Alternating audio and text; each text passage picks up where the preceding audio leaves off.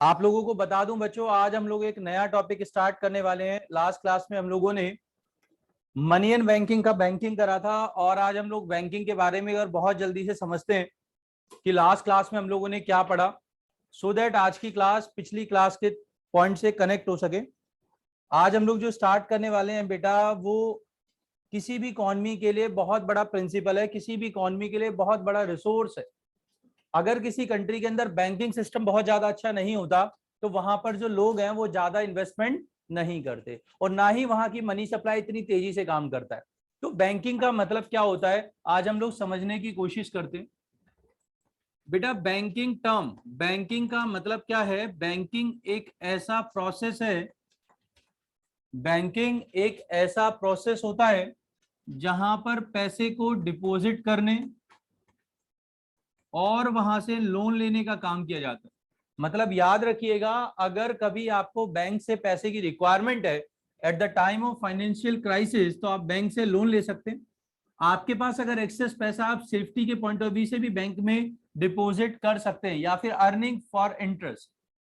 बेटा बैंकिंग जहां पर की जाती है उस फाइनेंशियल इंस्टीट्यूशन को हम किसके नाम से जानते हैं बच्चों? बैंक के नाम से। लास्ट क्लास में मैंने डिस्कस किया था कि सर बैंक जो होता है वो हमारा फाइनेंशियल इंस्टीट्यूशन होता है जहां पर कोई भी इंडिविजुअल डिपॉजिट कर सकता है या लोन ले सकता है। देन हम लोगों ने करा था अश्मीत कि जो बैंक होते हैं वो दो तरीके के होते हैं बेटा। कौन कौन से? सेंट्रल बैंक होता है और दूसरा कमर्शियल बैंक। आप लोगों को एक छोटा सा डिफरेंस बताया था, बहुत जल्दी से रिकैप कर रहा हूं लास्ट क्लास को, सो दैट जिन्होंने कनेक्ट नहीं करा था वो भी क्लास को कनेक्ट कर सके। बेटा सेंट्रल बैंक हमारी कंट्री का reserve bank of India RBI है, जो कंट्री का अपेक्स फंडिंग एजेंसी होता है। मैंने आपको बोला कि रिजर्व बैंक ऑफ इंडिया हमारी कंट्री का सबसे बड़ा बैंक होता है। बेटा कमर्शियल बैंक बहुत सारे हैं, जिसमें मैं एसबीआई, पीएनबी, एक्सिस वगैरह कह सकता हूं। मतलब सेंट्रल बैंक और कमर्शियल बैंकों में डिफरेंस क्या है अगर आपसे पूछा जाए, तो सेंट्रल और कमर्शियल में पहला डिफरेंस यही है कि सेंट्रल बैंक हमारी कंट्री का कैसा है बेटा? अपेक्स फंडिंग एजेंसी है, सबसे बड़ी ऑर्गेनाइजेशन है जो पूरे बैंकिंग सिस्टम को कंट्रोल करता है। हमारे एंटायर बैंकिंग सिस्टम को जो पूरे तरीके से कंट्रोल, ऑपरेट एंड रेगुलेट करता है, उस बैंक को हम किसके नाम से जानते हैं बेटा? Central bank. मतलब आरबीआई है जो पूरे देश के पैसे के फ्लो को मेंटेन करने का काम करता है। बट बच्चों अगर मैं कमर्शियल बैंक की बात करूं तो कमर्शियल बैंक सेंट्रल बैंक का एक छोटा सा क्या है बेटा? छोटा सा हिस्सा है, पार्ट है, जिसके थ्रू इकोनॉमी में मनी सप्लाई एग्जीक्यूट की जाती है। सेकंड पॉइंट, सेंट्रल बैंक का मेन ऑब्जेक्टिव बेटा क्या होता है? सेंट्रल बैंक का मेन ऑब्जेक्टिव होता है सोशल वेलफेयर। मतलब ये प्रॉफिट अर्निंग के लिए काम नहीं करता। और जो कमर्शियल बैंक है बच्चों, उसका 99% ऑब्जेक्टिव क्या होता है बच्चों? प्रॉफिट। वो इकोनॉमी की परफॉर्मेंस के लिए नहीं करता, बल्कि केवल पैसा कमाने के उद्देश्य से इकोनॉमी में कोई भी एक्टिविटी को एनहांस करता है। तीसरा पॉइंट, जो हमारी कंट्री का सेंट्रल बैंक है बेटा, वो याद रखना हमारी गवर्नमेंट को और कमर्शियल बैंक को क्या दे सकती है बेटा? एडवाइस भी दे सकता है, और क्या दे सकता है? सजेशन। किसके ऊपर? Economic and financial matters. क्योंकि हमारे देश में फाइनेंस की सबसे ज्यादा नॉलेज आरबीआई को है, तो देश की सरकार को और कमर्शियल बैंकों को जो एडवाइस या सजेशन है वो बेटा आरबीआई प्लॉट कर सकता है, राइट। बट बेटा ऐसा कोई भी राइट किसके पास नहीं है बच्चों? कमर्शियल बैंक के पास। क्योंकि कमर्शियल बैंक एक छोटा सा हिस्सा है, तो चाहकर भी वो सरकार को सजेशन नहीं दे सकता। वो डायरेक्टली अपनी बात किसको पहुंचाता है? आरबीआई। देन आरबीआई प्लेटफॉर्म के थ्रू वो देती है बेटा गवर्नमेंट को। पॉइंट नंबर 4, बेटा सेंट्रल बैंक जो होता है उसके पास राइट होता है, सोल मोनोपोली राइट होता है। किस चीज का? इशूइंग ऑफ करेंसी या प्रिंटिंग ऑफ न्यू करेंसी। देश में पैसे छापने का, इशू ऑफ करेंसी करने का राइट केवल आरबीआई के पास है। ऐसा कोई भी राइट कमर्शियल बैंक्स के पास नहीं है। बेटा फिफ्थ पॉइंट मैंने समझाया था कि जो सेंट्रल बैंक होता है वो फॉरेन करेंसी का भी कस्टोडियन है। बेटा फॉरेन रिजर्व मेंटेन करने की रिस्पॉन्सिबिलिटी केवल किसकी है? आरबीआई की। ये सारे राइट बेटा किसके पास नहीं होते हैं? कमर्शियल बैंक के पास। मतलब कमर्शियल बैंक किसी भी तरीके की फॉरेन करेंसी के रिजर्व को मेंटेन नहीं कर सकता है।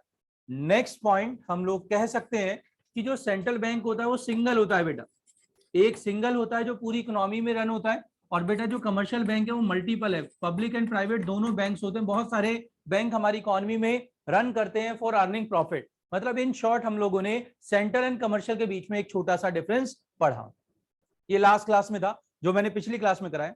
अब मैं क्या बेटा मैंने बताया था printing of new currency, guide के बाद लिखा हुआ है, कहां पर गाइड लिखा है, गवर्नमेंट एडवाइस दे सकता है, सजेशन दे सकता है इकोनॉमिक एंड फाइनेंशियल मैटर्स के ऊपर, राइट। ये एक छोटा सा डिफरेंस था, हम लोगों ने लास्ट क्लास में कर लिया था। किसी को कोई डाउट है क्या?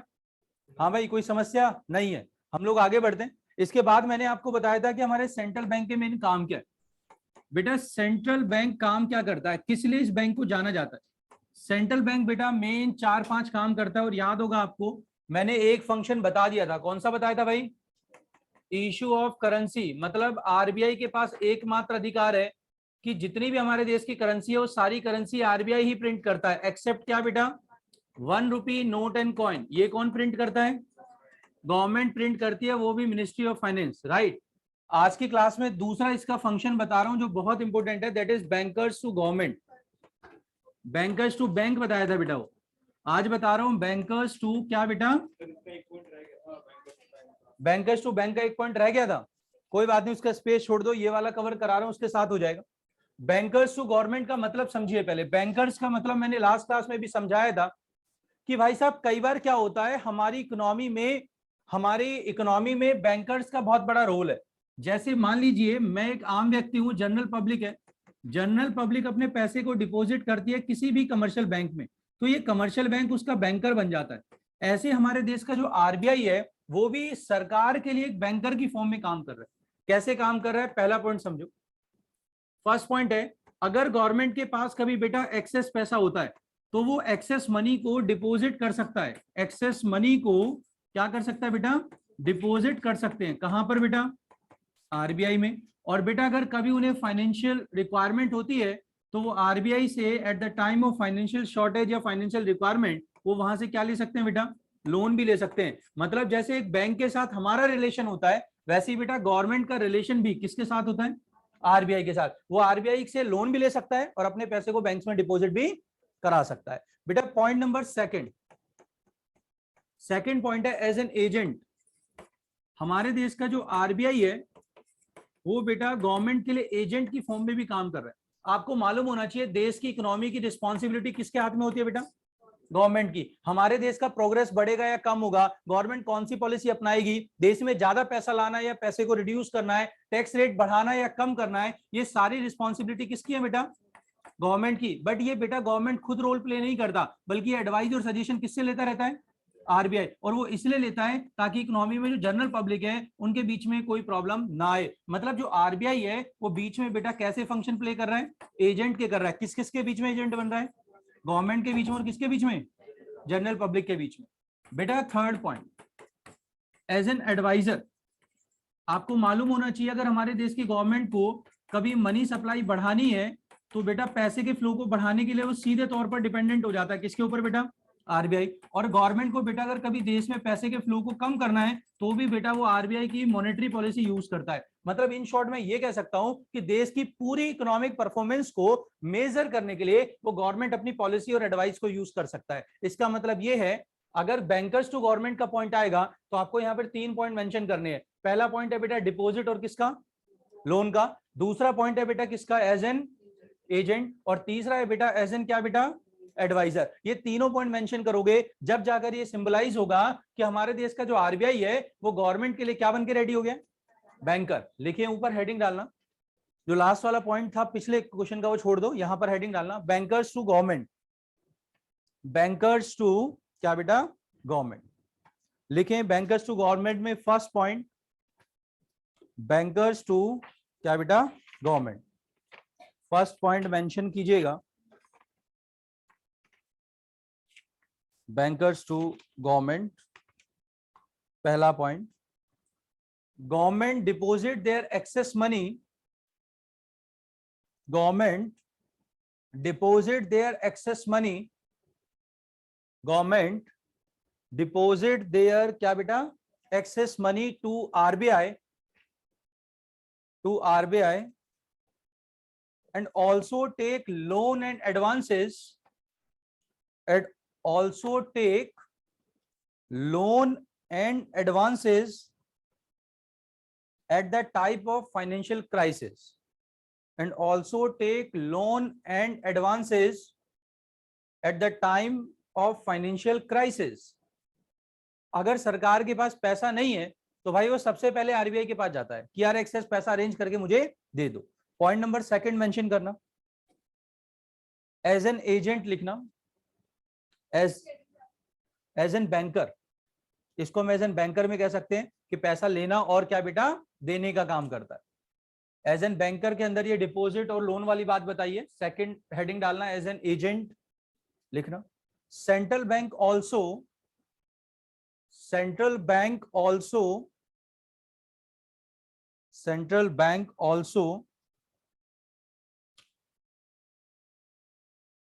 has the responsibility. Central bank also has the responsibility of managing the public debt,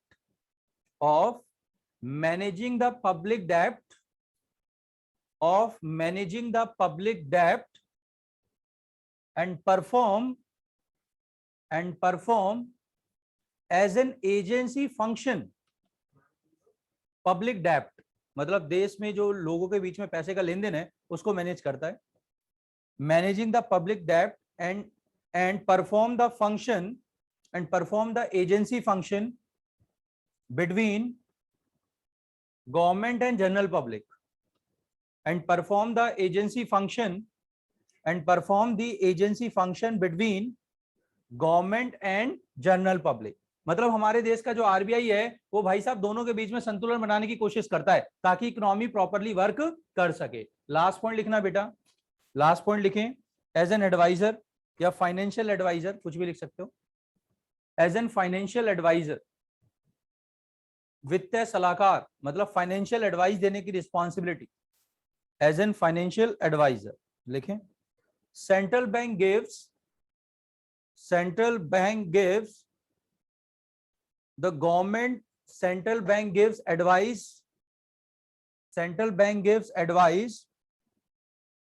the government from time to time.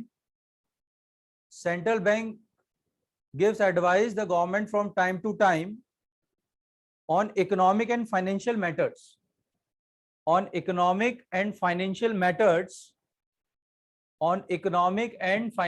क्या बेटा matters, so that and on economic and financial matters so that economy perform हो रही थी. But यार वो principal ने भाई लिख दिया ग्रुप पे और सारे पेरेंट्स को लगी जाने मत देना. चूतिया पता नहीं याद नहीं मेरे को. बेटा किसी बच्चे का शायद अनम्यूट है. मिस्टर आदित्य गोयल, आपके विचारधारा देश और संविधान तक जा रहा है बेटा. आदित्य मेरी वॉइस आ रही है आपको? Okay fine. चलिए लिखें बेटा, कोई बात नहीं, लिखिएगा. क्या बोला मैंने? Time to time on economic and financial matter so that economy perform smoothly, अच्छे से काम कर सके, बिना किसी हडल के काम करे, परफॉर्मेंस उसकी इंप्रूव हो. ये उसका मेन एजेंडा है.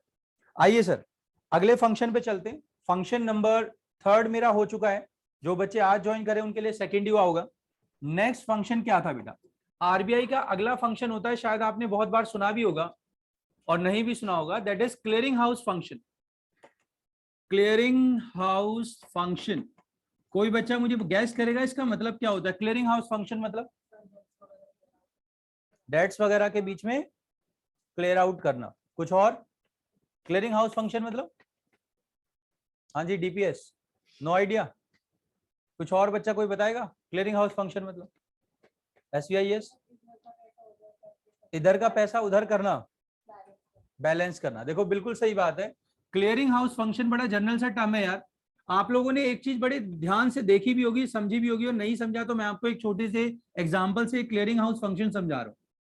मान लीजिए अश्मीत के पास अकाउंट है एक्सिस बैंक का और इसके अकाउंट में बहुत सारा पैसा पड़ा हुआ. मान लेते हैं, मानने में क्या ही जा रहा है, इसके पास बहुत सारा पैसा और ये मजे लेने चला गया एसबीआई की ब्रांच में और यहां से इस बंदे ने 10,000 रुपए वन टाइम में निकाल. आगे बढ़ता है, दूसरे बैंक में जाता है, यहां दिख जाता है इसको एचडीएफसी. और यहां से इसने क्या करा, 20,000 रुपए निकाल लिए। आगे जाता है एक और बैंक दिख जाता आईसीआईसी, इसके भी मजे ले लेता है, कहता है यहां से 5,000 निकालूंगा। मुझे एक बात बताओ, इसने अपने पैसे को कहां डिपॉजिट करा होगा, एक्सिस बैंक से, बट ये विड्रॉल कहां से कर रहा है, अदर बैंक कमर्शियल बैंक से कर रहा है। तो क्या ये कमर्शियल बैंक वाले इन एक्सिस बैंक वालों को नहीं बोलेगा यार ऐसा है तेरा कस्टमर था, मेरे एटीएम मशीन से पैसा ले गया, चल शाम को मेरे पैसे वापस कर दियो, ऐसी प्रॉब्लम आएगी या नहीं आएगी? भाई इसने डिपॉजिट कहां करा था, एक्सेस से, बट दूसरी जगह से हमने विड्रॉल कर लिया, तो कमर्शियल बैंक के बीच में तो बहुत ज्यादा क्या होगा, डिस्टर्बेंस क्रिएट हो जाएगा। बट आरबीआई क्या बोलता है, आरबीआई कहता है यार तुम लोग ना आपस में मत लड़ने लग जाना, कभी तुम आपस में शाम को एक दूसरे को पकड़ लो और कह दो मेरा पैसा तो नहीं तो मैं काम नहीं कर रहा, और इस बेचारे के पैसे ना निकले, तो आरबीआई कहता है देखो पब्लिक का, जनरल पब्लिक के जो अकाउंट्स हैं वो किसके पास है बेटा, कमर्शियल बैंक के पास है, और कमर्शियल बैंक के अकाउंट किसके पास है बेटा, आरबीआई के पास। आरबीआई कह रहा है तुम जनरल पब्लिक को प्रॉपर सर्विस देते रहो, तुम्हारे जो मंथली या ईयर अकाउंट मुझे करना है वो मैं क्रेडिट डेबिट एंट्री से तुम्हें सेटल कर दूंगा। मतलब क्लियरिंग हाउस फंक्शन का मतलब होता है कि जितने भी कमर्शियल बैंक्स के बीच में डिस्प्यूट्स होते हैं या जितनी भी कैश सेटलमेंट्स होती है वो सब करने की रिस्पॉन्सिबिलिटी किसकी है बेटा, आरबीआई। आरबीआई ये परफॉर्म इसलिए करता है काम ताकि बेटा पब्लिक को किसी भी तरीके की कोई प्रॉब्लम ना आए, ताकि हमारे देश में बैंकिंग सिस्टम प्रॉपर्ली काम कर सके। आप देखते होगा आपको किसी को पेमेंट देना है तो भाई साहब उसका अकाउंट हो सकता है कैनरा बैंक में और आप उसे एक्सिस बैंक का चेक काट के दे दो, क्या कोई बंदा एक्सेप्ट करने से मना करता है, नहीं करता। उसके पीछे बैंकेट में जो काम हो रहा होता है वो बेसिकली फंक्शन कौन सा है, राइट। तो एक छोटा सा आ सकता है 3 मार्क्स में, लिखो ऊपर हेडिंग डालो क्लियरिंग हाउस फंक्शन, लिखिएगा क्लियरिंग हाउस फंक्शन। नेक्स्ट है बेटा नया फंक्शन है, 3 फंक्शन अभी तक हो चुके हैं बेटा, issue of currency, bankers to bank, bankers to government, और 4th हेडिंग डाल लेना। हाँ नहीं नहीं बेटा अगला क्रेडिट कंट्रोल तो अभी स्टार्ट भी नहीं करा, हाँ lender to the last resort के बाद वाला है, उसको मेंशन मत कर, बट हाँ एक और पॉइंट मेंशन लिख ले बस। लिखना बेटा क्लियरिंग हाउस फंक्शन, लिखें as central bank holds the cash reserve of all the commercial banks, as central bank holds the cash reserves of all commercial banks,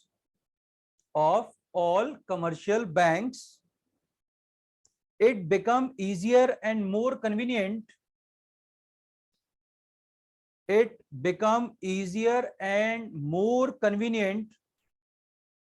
for it to act as their clearing house,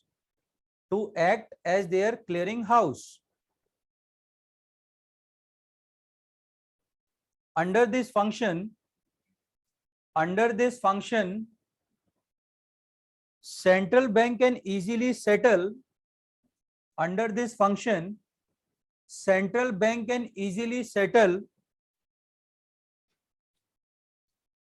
all claims or disputes, all central bank can easily settle all claims or disputes between commercial banks by making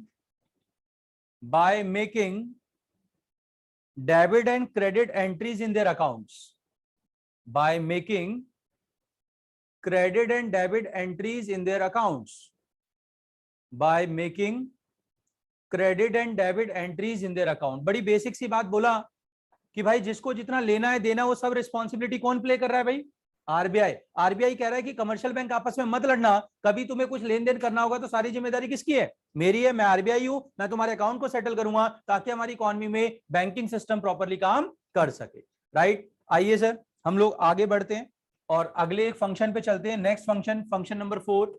अभी तक बेटा function के point में मैंने 3-4 function करा दिए हैं, सभी बच्चे ध्यान देना। पहला मैंने बताया था इश्यू ऑफ करेंसी, देन मैंने बताया बैंकर्स टू बैंक, फिर मैंने आज बताया बैंकर्स टू क्या बेटा, गवर्नमेंट, एक अभी बताया मैंने क्लियरिंग हाउस फंक्शन। अब 5वां फंक्शन मैं परफॉर्म कर रहा हूं, ध्यान से समझिएगा। 5th फंक्शन मेरा कौन सा है, 5th है बेटा lender to the last resort. Lender to the last resort का मतलब क्या होता है, देखो यार हर एक कमर्शियल बैंक का मेन ऑब्जेक्टिव मुझे लगता है क्लास में बैठा हर एक बंदा जानता है, कमर्शियल बैंक का मेन ऑब्जेक्टिव क्या होता है भाई? Profit maximisation. तो प्रॉफिट मैक्सिमाइजेशन कमाने के लिए इनको बेटा बहुत सारे किसकी रिक्वायरमेंट होती है? फंड्स की। भाई देखो ये कमर्शियल बैंक पैसा कब कमाएंगे? जब इनके पास पैसा बहुत सारा होगा और आम जनता को क्या देंगे? लोन देंगे, और लोन देंगे तो इंटरेस्ट लेंगे, तो इनकी अर्निंग्स होगी। तो कई बार इन कमर्शियल बैंकों के पास ना ज्यादा फंड्स नहीं होते, या फिर इनको भी अपने लायबिलिटीज को चुकाने के लिए फंड्स की रिक्वायरमेंट हो जाती है। तो ये एंड में सबसे लास्ट में जो पैसे की रिक्वायरमेंट को पूरा करने का सोर्स समझते हैं वो कौन है बेटा? आरबीआई। आरबीआई कहता है अगर तुम कभी फंस जाओ, ट्रैप हो जाओ, तुम्हारे पास फंड्स की शॉर्टेज हो जाए, तुम परेशान मत होना, क्योंकि तुम मेरे पार्ट हो। तो एंड में मैं तुम्हें फंडिंग देने का काम करूंगा, ताकि हमारी इकोनॉमी का, बैंकिंग सिस्टम से किसी बंदे का ट्रस्ट कभी खत्म ना हो जाए। तो इसी काम को कहा जाता है lender to the last resort. मतलब कमर्शियल बैंक को जब कहीं से पैसा नहीं मिलेगा तो एंड में पैसा कौन देगा? RBI. This is called lender to the last resort. लिखें छोटी सी 3-4 बातें। Lender of the last resort, lender of the last resort लिखना। when commercial banks fails, when commercial bank fail to meet their financial requirements, when commercial bank fail to meet their financial requirements, to meet their financial क्या बेटा? requirement, जब वो financial requirement पूरा नहीं कर पाता, from other sources, to meet their financial requirement from other sources,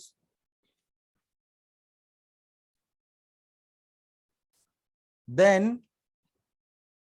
central bank provide loan and advances, then central bank provide loan and advances as lender of the last resort, as lender of the last resort. Loan and advances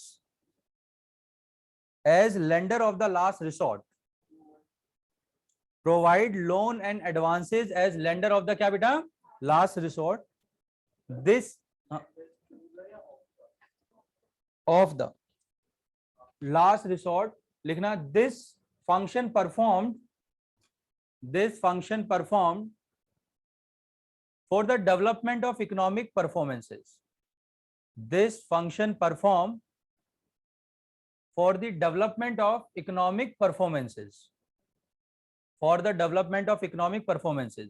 बेटा ये bank जो है loan इसलिए भी लेते हैं, या RBI इसलिए भी देता है, ताकि बेटा इकोनॉमी में कभी पैसे की क्या ना पड़े? कमी ना पड़े। हर एक कमर्शियल बैंक के पास अरेंजमेंट के लिए फंड्स हो, ताकि इकोनॉमी प्रॉपर्ली रन हो सके। आइए सर, इस चैप्टर में अब जो सेंट्रल बैंक का सबसे महत्वपूर्ण काम है मैं उसकी तरफ आ चुका हूं। आरबीआई का बेटा 6th फंक्शन जो सबसे इंपोर्टेंट है, दैट इज क्रेडिट कंट्रोल। देखिए क्रेडिट कंट्रोल क्या होता है, मैं नेक्स्ट फंक्शन बता रहा हूं। क्रेडिट कंट्रोल बेटा इकोनॉमी के अंदर कई बार पैसा ज्यादा भी होता है, कई बार कम भी होता है। क्रेडिट का मतलब उधार से है, क्रेडिट का मतलब मनी सप्लाई से। अगर बच्चों हमारी इकोनॉमी में कभी मनी सप्लाई ज्यादा हो जाती है तो आरबीआई अपनी टूल्स के थ्रू इन मनी सप्लाई को कम कर सकता है, या फिर हमारे देश में अगर पैसे का फ्लो कम है तो आरबीआई अपनी मॉनेटरी पॉलिसी का यूज करके बेटा मनी सप्लाई को बढ़ा भी सकता है। तो इसी मनी सप्लाई को बढ़ाना और घटाना ही क्या कहलाता है बेटा? Credit control. क्रेडिट कंट्रोल का मतलब है देश में कई बार मुझे पैसे की सप्लाई कम भी करनी पड़ती है और कई बार पैसे की सप्लाई ज्यादा, तो मनी को बढ़ाना या घटाने के प्रोसेस को ही क्रेडिट कंट्रोल कहा जाता है। और इस कंट्रोल करने के लिए जो सबसे पहला तरीका मैं आपको बताऊंगा दैट इज बैंक रेट। देखो किसी भी पॉइंट को रट्टा नहीं मारना, केवल आपको छोटी छोटी स्टोरी समझनी है, आपके सारे पॉइंट्स क्लियर होते रहेंगे। अभी तक की क्लास में सबको एक बात समझ आ गया होगा कि हमारी इकोनॉमी का सबसे बड़ा अपेक्स फंडिंग एजेंसी कौन है बेटा? आरबीआई। इकोनॉमी में बहुत सारे छोटे छोटे कमर्शियल बैंक हैं जिसमें आप जैसे मेरे जैसे लोग डील करते हैं, वो क्या कहलाते हैं बेटा? कमर्शियल बैंक, जो प्राइवेट पब्लिक कुछ भी हो सकता है। और नीचे जो होता है वो होती है जीपी, मतलब जनरल पब्लिक, आम जनता। मैं आपको एक फ्लो बता रहा हूं, अगर मुझे कभी पैसे की रिक्वायरमेंट है, अगर मुझे कभी फंड चाहिए तो मैं किसके पास जाऊंगा? Commercial bank. मेरे को आरबीआई तो पैसा देगा नहीं बेटा, जिस रेट पर ये मुझे फंड्स प्रोवाइड करेंगे उसको मैं क्या बोलता हूं? ROI, rate of interest. बेटा जिस रेट पर ये सेंट्रल बैंक प्रोवाइड करता है फंड, किसको? कमर्शियल बैंक को, उसको हम लोग क्या बोलते हैं बेटा? Bank rate. देखो बैंक रेट बड़ा छोटा सा है, बैंक रेट वो रेट होता है जिस रेट पर सेंट्रल बैंक फंड दे रहा है। किसको दे रहा है? कमर्शियल बैंक को, that is called bank rate. और याद रखना बैंक रेट हमेशा लॉन्ग रन के लिए मिलता है, लंबे समय के लिए मिलता है बेटा।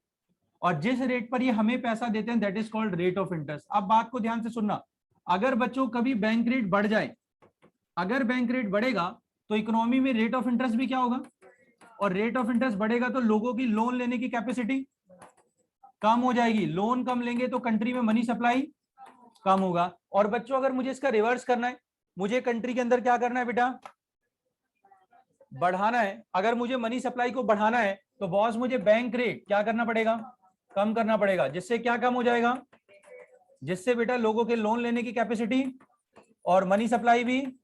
मतलब बच्चों एक छोटी सी स्टोरी समझना, बैंक रेट हमारी पूरी कंट्री की मनी फ्लो को इन्फ्लुएंस कर सकता है। अगर मुझे मनी सप्लाई को कम करना है तो जाहिर सी बात है बैंक रेट को क्या करना पड़ेगा, बढ़ाना पड़ेगा। और मनी सप्लाई बढ़ानी है तो बैंक रेट क्या करना पड़ेगा, कम। तो इसको हम पूरा एक प्रोसेस के थ्रू समझते हैं। ऊपर हेडिंग डालना, लिखना क्रेडिट कंट्रोल, और फर्स्ट पॉइंट लिखना बैंक रेट। छोटी छोटी स्टोरी हम लोग समझेंगे।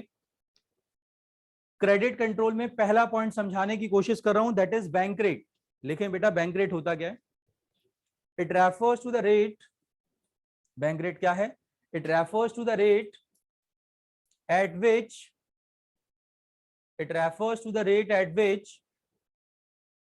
central bank lends money to commercial bank, central bank lends money to commercial bank, lends money to commercial bank to meet their long term needs, to meet their long term needs, to meet their long terms क्या needs. बेटा commercial bank को मान लो कोई project चलाना है, वो चाहता है कि मैं हर एक पूरे हिंदुस्तान के हर एक डिस्ट्रिक्ट में अपना बैंक की ब्रांच खोलूं। तो ब्रांच खोलने के लिए तुम्हें फंड्स की रिक्वायरमेंट तो होगी ना, लंबे समय के लिए बड़ा लोन लेना है, कई 20 साल 25 साल 30 साल के लिए, तो बेटा आपको बैंक रेट को इन्फ्लुएंस वो देखेगा, वो तो अलग पार्ट है। मगर क्यों ले रहे हो, क्या यूज है क्या नहीं है, वो पहले डिटेलिंग देनी पड़ती। लिखें बेटा नेक्स्ट, इसी के नीचे ए पॉइंट डाल लेना। ये बैंक रेट को डिफाइन करा है, उसके नीचे ए पॉइंट लिखना। लिखें in case of expansion of money supply, in case of expansion of money supply, in case of expansion of क्या बेटा money supply, RBI reduce bank rate, RBI reduce क्या बच्चों bank rate, which leads to reduce, RBI reduce bank rate which leads to reduce rate of interest, which leads to reduce rate of interest, which leads to reduce rate of interest and increase money supply in the economy, and increase money supply in the economy। बहुत बुनियादी बात है। अगर मुझे देश में money supply बढ़ाना है तो मुझे बैंक रेट क्या करना पड़ेगा बच्चों, कम करना पड़ेगा। क्योंकि जितना से कम मनी सप्लाई हो जाएगा, रेट ऑफ इंटरेस्ट कम होगा, उतना लोग लोन क्या लेंगे, ज्यादा लेंगे। बी पॉइंट आप लोग खुद मेंशन करो, एक्सपेंशन की जगह कॉन्ट्रैक्शन कर देना बस। समझ आ गया मैं क्या कह रहा हूं, एक्सपेंशन की जगह क्या करना है बेटा, कॉन्ट्रैक्शन। तो रिवर्स कर लो, बैंक रेट बढ़ाना है वहां पे, जल्दी सेकंड पॉइंट खुद नोट करो। पॉइंट नंबर सेकंड क्लियर होना चाहिए। अगर आपसे बैंक रेट पूछेगा तो इन दोनों में से कुछ पूछेगा, या तो मनी सप्लाई को एक्सपेंड करना होता है या कॉन्ट्रैक्ट करना होता है। हाँ जी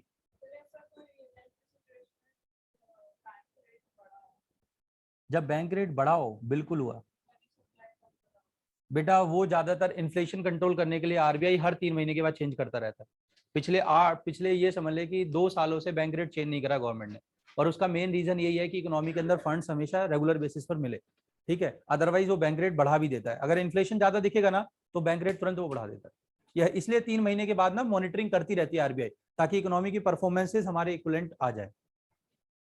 सेकंड पॉइंट खुद मेंशन करना बच्चों।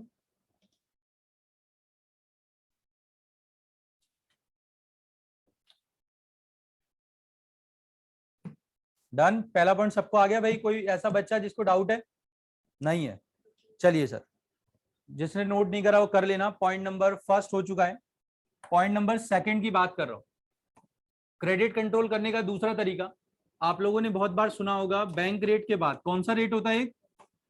Repo rate. क्या होता है, किसी को मालूम है क्या? What is repo rate? देखो भाई, रेपो रेट का मतलब क्या है? अभी मैंने कुछ देर पहले अश्मित एक छोटी सी कहानी सुनाई थी बैंक रेट की। क्या होता है भाई बैंक रेट, मुझे बता एक बार। बिल्कुल सही बात, इसने बोला बैंक रेट वो होता है जिस रेट पर सेंट्रल बैंक किसको लोन देता है बेटा? बेटा अभी भी मैं यही कह रहा हूं, वो रेट जिस रेट पर सेंट्रल बैंक कमर्शियल बैंकों को पैसा देता है उसको हम लोग एक और रेट कहते हैं। कौन सा रेट कहते हैं? फिर बैंक रेट और रेपो रेट में डिफरेंस क्या है? Short term and long term का। बेटा बैंक रेट हमेशा कौन से रन के लिए मिलता है हमें? और शॉर्ट यानी कि 1 साल से कम के लिए जो पैसा चाहिए होता है वो किसके लिए आता है बेटा? Repo rate. यानी कि मुझे बताने की कोई रिक्वायरमेंट नहीं है, सारा प्रोसेस सेम है। अगर बेटा रेपो रेट बढ़ेगा तो हमारी इकोनॉमी में कौन सा रेट बढ़ जाएगा? अरे रेपो रेट बढ़ेगा तो क्या बढ़ेगा? जिससे बेटा लोगों की लोन लेने की कैपेसिटी, लोन कम तो मनी सप्लाई भी, राइट। बेटा ऐसे ही अगर कभी रेपो रेट कम हो जाए तो हमारा रेट ऑफ इंटरेस्ट क्या होगा? रेट ऑफ इंटरेस्ट कम होगा तो लोगों की लोन लेने की कैपेसिटी, बेटा जिससे मनी सप्लाई क्या होगा? करेक्ट हो गया। तो ये फ्लो चार्ट मेंटेन जरूर करें। सेकंड पॉइंट ऊपर हेडिंग डालना, रेपो रेट प्रोसेस सेम है, वो नहीं लिखवा रहा मैं, इसलिए बेटा आप क्या करें, रेपो रेट का फ्लो चार्ट मेंटेन कर लें ताकि आपको दोनों पॉइंट क्लियर हो जाए, मनी सप्लाई कम वाला भी और मनी सप्लाई ज्यादा वाला। प्रोसेस सेम है तो वो मैं नोट नहीं करवा रहा, केवल ये फ्लो चार्ट मेंटेन कर लो। जैसे मान ले लोन ले रखा था, उसका ईएमआई चुकाना है, अचानक से इंटरेस्ट का बर्डन आ गया, किसी एक ब्रांच पे पर्टिकुलर स्ट्राइक हो गई, ज्यादा लोग लेने आ गए। जैसे मान लो दिल्ली के अंदर जो मेन फाइनेंशियल हब है जो सीपी है, वहां पर बहुत फाइनेंशियल ट्रांजेक्शन होती है, तो वहां की ब्रांचों के पास अपने रिजर्व मेंटेन करने पड़ते हैं। और दिल्ली में कोई रूरल एरिया है जहां पर ट्रांजेक्शन कम होते हैं, उस ब्रांच को रिजर्व क्या देते हैं, वो कम देते हैं। तो उसकी नीड्स के अकॉर्डिंग भी short term long term requirement हो जाती है। रेपो रेट नोट कर लो बच्चों।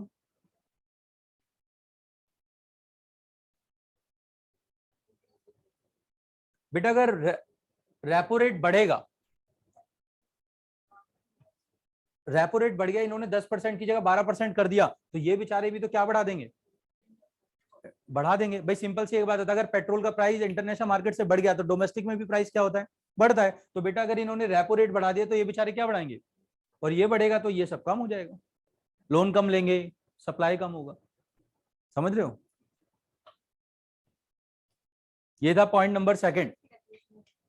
रेपो रेट की कुछ नहीं, शॉर्ट वहां होकर, वो मैं इसलिए कुछ एक्सप्लेन नहीं कर रहा हूं। आइए सर, यहां तक सबको क्लियर है? चलो भाई, सभी बच्चों को अगर समझ आ गया तो आइए हम पॉइंट नंबर नेक्स्ट पे चलते हैं। नहीं नहीं, नोट नहीं करा रहे, फ्लो चार्ट ही बोल रहा था इसलिए, क्योंकि स्टेटमेंट तो सिमिलर है, तो बार बार एक ही स्ट्रेस क्या करना। जनरल पब्लिक बेटा, आम जनता, आप जैसे मेरे जैसे लोग जिनका डीलिंग कमर्शियल बैंक के साथ है।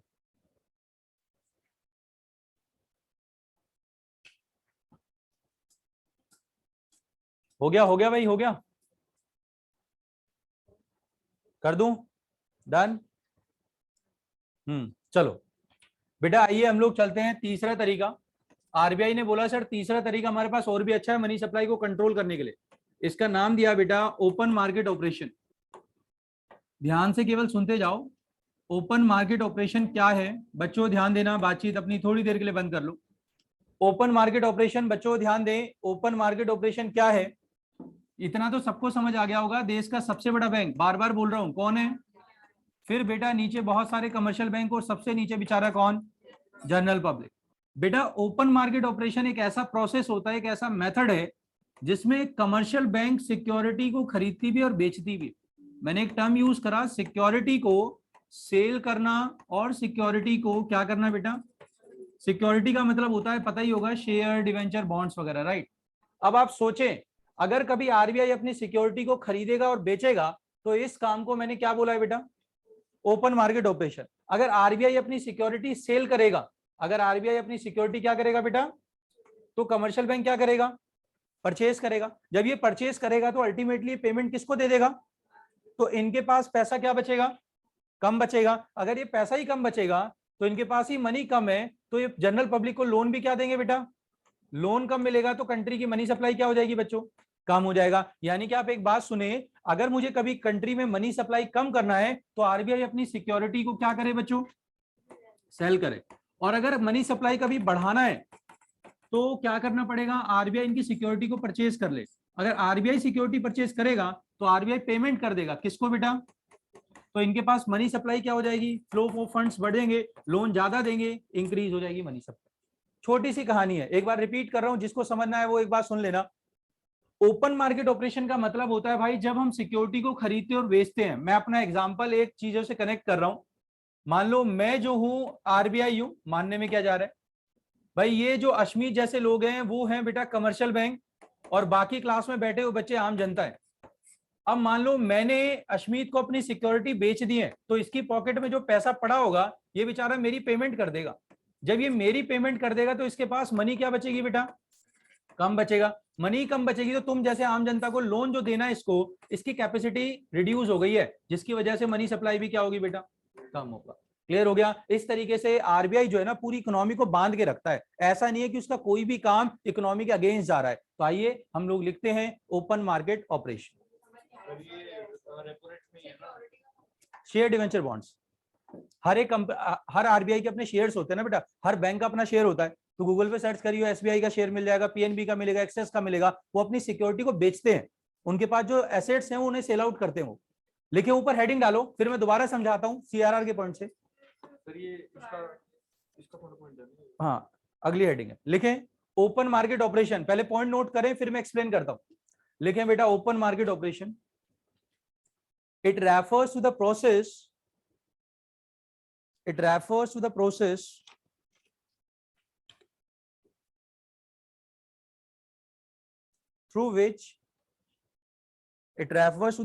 through which RBI sell and purchase their securities. It refers to the process through which RBI sale and purchase of their securities to commercial bank. It refers to the process through which RBI sale and purchase of their securities to the commercial bank. मैंने बड़ी छोटी और बड़ी आराम से एक बात बताई, जब आरबीआई अपने सामान को, सिक्योरिटी का मतलब सामान समझो, शेयर समझो, वो बेचता भी और दूसरों से खरीदता भी है, तो इस प्रोसेस को हम किसके नाम से जानते हैं बेटा, open market operation. A point डालना इसके नीचे। ओपन मार्केट का मतलब है buying and selling of securities, right. A point लिखे, in the expansion of money supply, in the expansion of money supply, RBI, in the expansion of money supply, RBI sell their securities to commercial bank. RBI sell their securities to the commercial bank. RBI sell their securities to the क्या बेटा, commercial bank.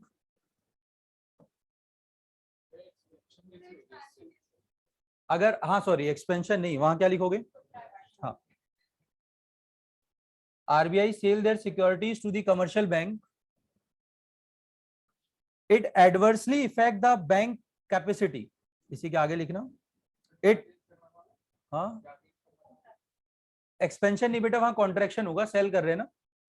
It adversely affect the bank's ability. It adversely affect the bank's ability to create credit. Simple सी बात है, security बेची है तो it adversely affects the bank's abilities to create credit. Commercial bank खरीदेगा तो वही तो बोला है, उसने बेचा है तो ऐसा हो सकता है पिताजी बोले बच्चे नहीं मानेंगे। भाई देश का पापा कौन है, मतलब एक अलग टर्म में मनी सप्लाई को कौन संभाल रहा है, तो आरबीआई अगर कोई rules and regulation guidance issue करेगा तो कमर्शियल बैंक को फॉलो करना ही पड़ेगा, राइट। लिखना बेटा, क्या बोला मैंने, it adversely effect the bank's ability to create credit and therefore decrease the money supply in the economy, and therefore decrease the money supply in the economy. बेटा commercial bank कभी भी अगेंस्ट नहीं जा सकता, उसको उसके साथ कोऑर्डिनेशन करना ही है। इसलिए याद कर, मैंने एक डिफरेंस में एक पॉइंट लिखा था कि सेंट्रल बैंक अपेक्स है तो कमर्शियल बैंक उसका पार्ट है। जब कोई पार्ट होता है तो उसके अगेंस्ट वाली पॉलिसी अप्लाई नहीं कर सकता वो। नेक्स्ट पॉइंट लिखना, और वो कभी ऐसा फोर्स भी नहीं करेगा, ऐसी पॉलिसी नहीं बनाएगा कि कमर्शियल बैंक को लॉस हो, क्योंकि उसका ऑब्जेक्टिव पैसा कमाना तो है ही नहीं ना, वो तो इकोनॉमी को प्रमोट करने के लिए कर रहा है। नेक्स्ट पॉइंट लिखना बच्चों, खुद लिखेंगे। जैसे अभी मैंने कौन सा लिखा है, कॉन्ट्रैक्शन, आप एक्सपेंशन कर सकते हो, सिक्योरिटी सेल नहीं करनी है, वहां क्या करोगे भाई, परचेज। लिखो स्टेटमेंट पूरी लिखो भाई। हाँ, उनकी सिक्योरिटी खरीद रहा है, कमर्शियल बैंक को उनके घर का सामान ले लिया तो उनको पैसा दे देगा। लिखो सेकंड स्टेटमेंट। अभी तक 3 पॉइंट समझाए हैं, मुझे लगता है क्लास में हर एक बच्चे को समझ आ गए होंगे। जो ऑनलाइन क्लास ले रहे हैं प्लीज मुझे रिस्पॉन्स कर दिया करो, सो दैट मुझे भी लगे कि आपको समझ आ रहा है। अगर कोई पॉइंट समझ नहीं आता है तो मुझे बता दिया करो बेटा, हम उसका अलग से भी कोई एक सेशन रख लेंगे, सो दैट आपके डाउट्स क्लियर होते जाएं। क्योंकि बच्चे ऑफलाइन ऑनलाइन दोनों में रहते हैं, तो कुछ ना कुछ हो सकता है कि आपको कोई पॉइंट कभी क्लियर ना हो। करो फटाफट सेकंड पॉइंट।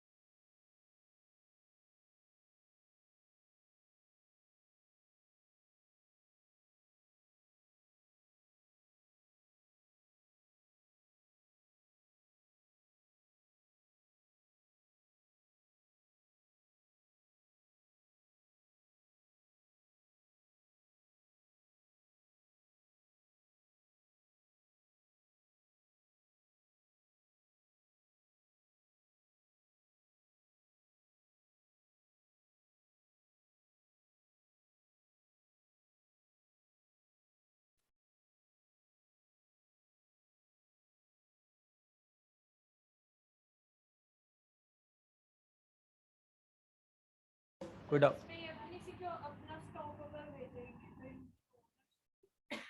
जब भी तो लिमिटेड शेयर इशू करते हैं, ऐसा नहीं कि पूरा बेच देंगे, कुछ हिस्सा। हाँ, 50 से कम ताकि राइट ट्रांसफर ना हो और ना क्रिएट हो जाए। आओ भाई हम लोग आगे बढ़ते हैं। अभी तक बेटा मैंने 3 पॉइंट समझा दिए हैं। मैं आज की क्लास के बारे में थोड़ा सा आप लोगों को बता दूं कि अभी तक हम लोगों ने क्या कवर करा है, सो दैट सारे बच्चे समझ पाए कि हमारी क्लास में चल क्या रहा है। कंफ्यूजन बिल्कुल क्रिएट नहीं होनी चाहिए। बच्चों मैंने बैंकिंग स्टार्ट कराया था, और बैंकिंग में सेंट्रल बैंक और कमर्शियल बैंक मेरा पहला सबसे अच्छा क्वेश्चन था, जो कि एग्जाम में बहुत बार आता है, आप लोगों को अच्छे से पढ़ना है। Banking, central bank and commercial bank. Then मैंने टॉपिक जो स्टार्ट कराया था वो फंक्शन ऑफ क्या कराए थे बेटा, सेंट्रल बैंक। आप लोग अपनी नोटबुक देख सकते हैं, सेंट्रल बैंक के फंक्शन बताए थे, और इसमें अभी तक मेरे कुछ 4-5 फंक्शन हो चुके हैं।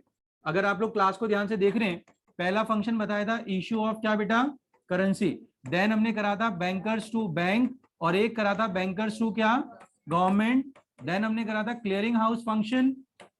एक क्या था भाई, lender to the last resort. और एक मैं करा रहा हूं अभी क्रेडिट कंट्रोल। और बेटा क्रेडिट कंट्रोल में भी अभी तक मेरे केवल कितने पॉइंट्स हुए, 3। पहला मैंने बताया था बैंक रेट, दूसरा क्या बताया, रेपो रेट, उसके बाद क्या बताया, ओपन मार्केट ऑपरेशन। अभी ऐसे 5-6 पॉइंट्स और हैं। जैसे मैं बात करता हूं CRR, SLR, marginal social moral responsibility, वो सब मैं आने वाली क्लासेस में कराऊंगा। राइट, तो अभी फटाफट अपनी क्लास को रिकॉल करें। किसी बच्चे को कोई डाउट है तो प्लीज मुझसे पूछे। 5 मिनट फटाफट एक बार रिवाइज करो भाई, पढ़े एक बार।